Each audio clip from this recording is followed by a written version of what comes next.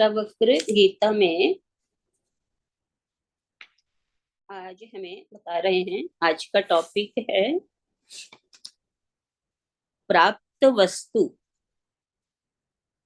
की प्राप्ति के लिए अनुष्ठान क्यों। ये टॉपिक है, यानी जो वस्तु मिली हुई है उसको उसकी और प्राप्ति के लिए अनुष्ठान क्यों, मिली हुई की, ये बताएंगे।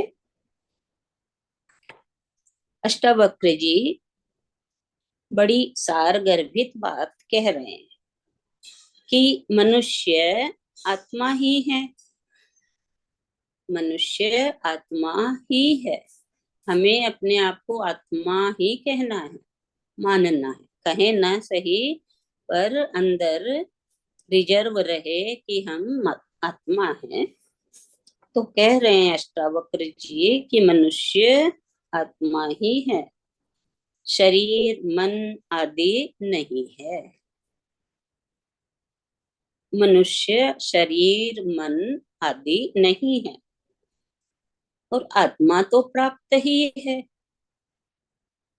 आत्मा तो कहा है प्राप्त ही है, उसे कहीं खोजना नहीं है। आत्मा को उपलब्ध भी नहीं करना है, क्योंकि वो तो उपलब्ध है हमारे अंदर। फिर उसके लिए योग, धारणा, ध्यान, समाधि आदि का अनुष्ठान करने की क्या जरूरत है, क्या औचित्य है। उस आत्मा को प्राप्त करने की क्या प्राप्त करने की कोशिश करना अनुचित है। वे कहते हैं कि क्रिया शरीर से होती है, यानी जो भी एक्टिविटी हो रही है, जो भी क्रियाएं हो रही हैं, वे सभी शरीर कर रहा है। सारी क्रियाएं शरीर से हो रही हैं। और उपासना मन से। उपासना, पूजा, ध्यान, धारणा सब भगवान में लगे रहते हैं। मन मन हमारा योग चित्त की चंचलता दूर करता है। और जब हमारा प्रभु से योग होता है, हो जाता है, तो हमारी चित्त की जो चंचलता है वो खत्म। इससे साध्य स्थिति बनती है, पर कुछ उपलब्धि नहीं होती। ना करके भी अष्टावक्र जी कहते हैं कि कुछ उपलब्धि नहीं होती। प्रयत्न से सांसारिक वस्तुएं प्राप्त होती हैं। प्रयत्न करने से सांसारिक वस्तुएं प्राप्त होती हैं। मनुष्य जो कुछ भी प्रयत्न करता है वह बंधन ही है। प्रयत्न के पीछे मोक्ष प्राप्ति की वासना जुड़ी होती है। प्रयत्न के पीछे मोक्ष प्राप्ति की वासना जुड़ी होती है। ये वासना चाहे संसार की हो या मोक्ष की, ये बंधन ही है। वासना के रहते मोक्ष संभव नहीं है। वासना से मुक्त हो जाना ही तो मोक्ष है।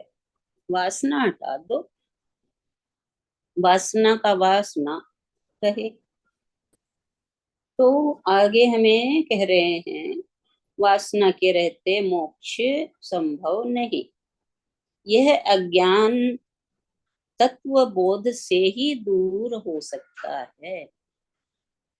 ये अज्ञान जो है आत्मा रूपी तत्व के बोध से, उसको जानने से दूर हो सकता है। कोई भी क्रिया या भावना इसे मुक्त नहीं कर सकती। इस अज्ञान को कि मोक्ष कैसे मिले, इस अज्ञान को कोई भी कार्य दूर नहीं कर सकते। कोई भावना इसे मुक्त नहीं कर सकती। प्राप्ति ये बंधन का ही कारण है। ये आत्मा सर्वत्र विद्यमान है, सर्वत्र विद्यमान है। इसकी अप्राप्ति केवल ब्रह्म है। यानी वो अप्राप्ति मतलब हमें मिली हुई नहीं है, कहाँ है आत्मा, ये भ्रम मात्र है हमारा। ज्ञान से ही भ्रांति की निवृत्ति होती है। ज्ञान होने से यानी प्रकाश होने से, जीवन में माइंड में प्रकाश हो ज्ञान का, तो हम जान पाएंगे कि ये सभी जो कुछ सुना जा रहा है, कहा जा रहा है लोगों द्वारा, सारे ब्रह्म हैं। और उस ब्रह्म का और वर्णन कर करके ब्रह्म को बढ़ाते जा रहे हैं। निवारण करते हैं अष्टावक्र जी कि केवल ज्ञान से ही इसकी निवृत्ति संभव है।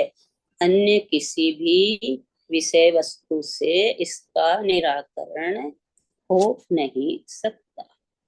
ये लेसन हमें आज इतना ही बता रहे हैं कि प्राप्त जो है, जो हमें प्राप्त है, उसकी प्राप्ति के लिए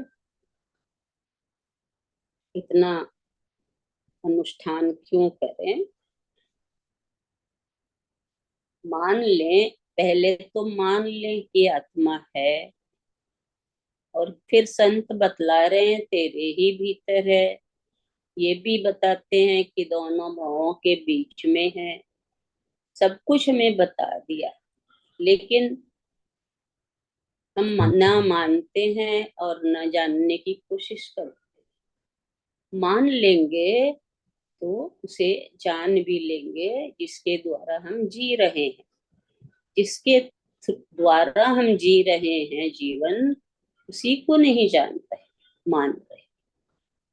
तो उसके लिए प्रयोजन करते हैं, प्रयोजन नहीं करना है, केवल खो जाना है, उसमें खो जाना है कि मैं बाहर का जो कुछ भी उसे मिटा कर कि मैं तो आत्मा हूँ।